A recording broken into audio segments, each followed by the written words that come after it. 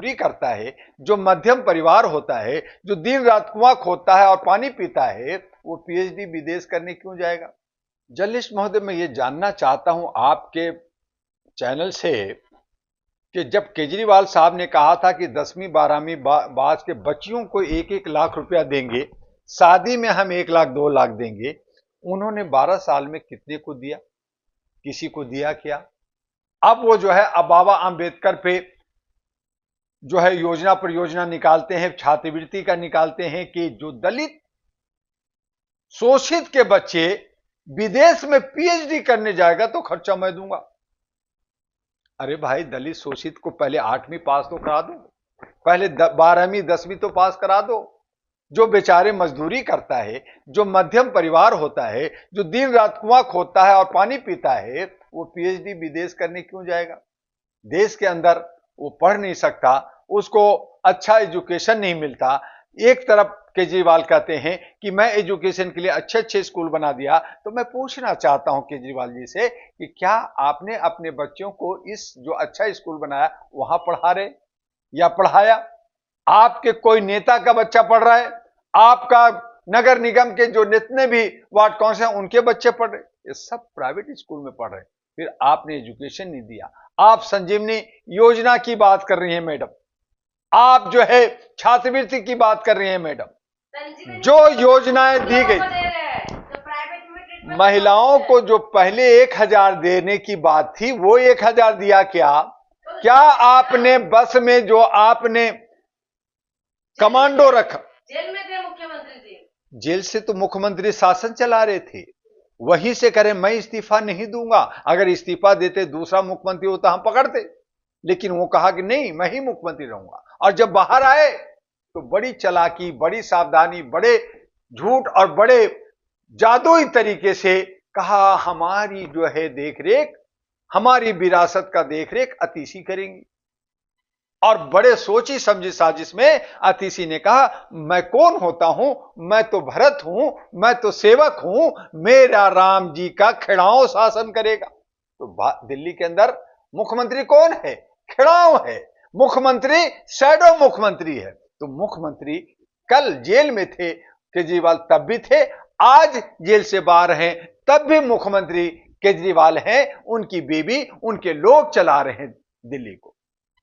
और किस हालत में चला रहे हैं? कोई योजना पर योजना नहीं। अगर कुछ बनाते भी हैं तो यही कहते हैं ये पास नहीं होने दे रहे। कौन? गवर्नर नहीं सुन रहा, मेरा मोदी नहीं सुन रहा। तो आप जो है एक इलेक्टेड मुख्यमंत्री, आप कैबिनेट मंत्री, जनता आपको पसंद किया, आप 4 लाख सैलरी क्यों ले रहे हैं? किस बात का?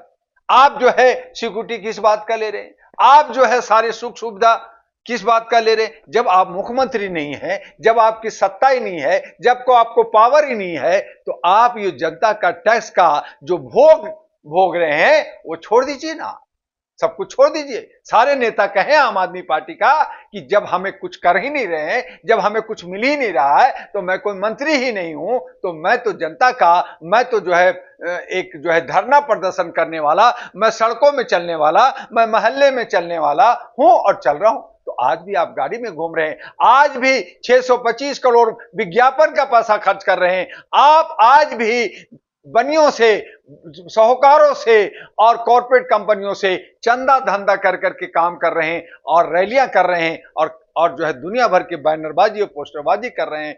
यही आज ईडी और इनकम टैक्स को, जहां साहेब सिंह वर्मा के पीछे ईडी इनकम टैक्स लगना चाहिए, वहीं पे इन तमाम आम आदमी पार्टी के नेताओं के पीछे भी लगना चाहिए। इनकी भी फाइलें खुल रही है। हो सकता है 1 हफ्ते के अंदर अतिशी जेल जाए, हो सकता है केजरीवाल पर भी गाज गिरे, लेकिन अब देखना चाहते हैं कि सत्ता पक्ष क्या सोचती है, क्या करती है। लेकिन ये सब खेल इलेक्शन से पहले, चुनाव से पहले होता है। जनता को दिग्भ्रमित किया जाता है, मुख्य मुद्दा से हमें भटकाया जाता है। बेरोजगारी को खत्म करने की बात नहीं होती है, महिलाओं की सुरक्षा की बात नहीं होती है, आर्थिक हमारी आजादी नहीं मिलती है, हमें भागीदारी हिस्सेदारी नहीं मिलती, हमारी तमाम समस्याएं जस की तस होती है, महंगाई बढ़ जाती है और करारते रहते हैं। हमारी गलियां साफ नहीं होती हैं, स्ट्रीट लाइट ठीक नहीं है, हमारा वाईफाई नहीं है, हमारा कैमरा लगा हुआ नहीं है, हमारी लाइट और पानी गंदा हम पी रहे हैं, और यही हमें जुमला मिलता है,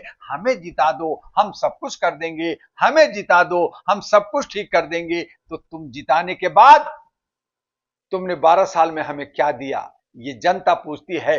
तुमने हमें जो है गारंटी कार्ड बनाया था, जिसमें 30 पॉइंट बनाया था पिछले चुनाव में, ये करेंगे ये करेंगे। मैं वो गारंटी कार्ड आपके सामने रखना चाहता हूं कि क्या आपने उस गारंटी कार्ड में एक भी काम आपने किया?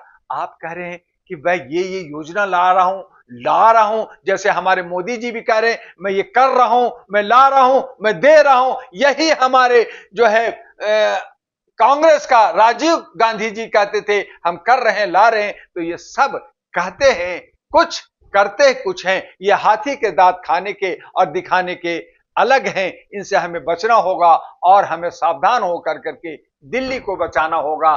दिल्ली के अंदर अगर इंटेलेक्चुअल नहीं आता, दिल्ली के अंदर समझदार लोग नहीं आता, तो दिल्ली का बेड़ा गर्क होने में कोई कसर नहीं रहेगा।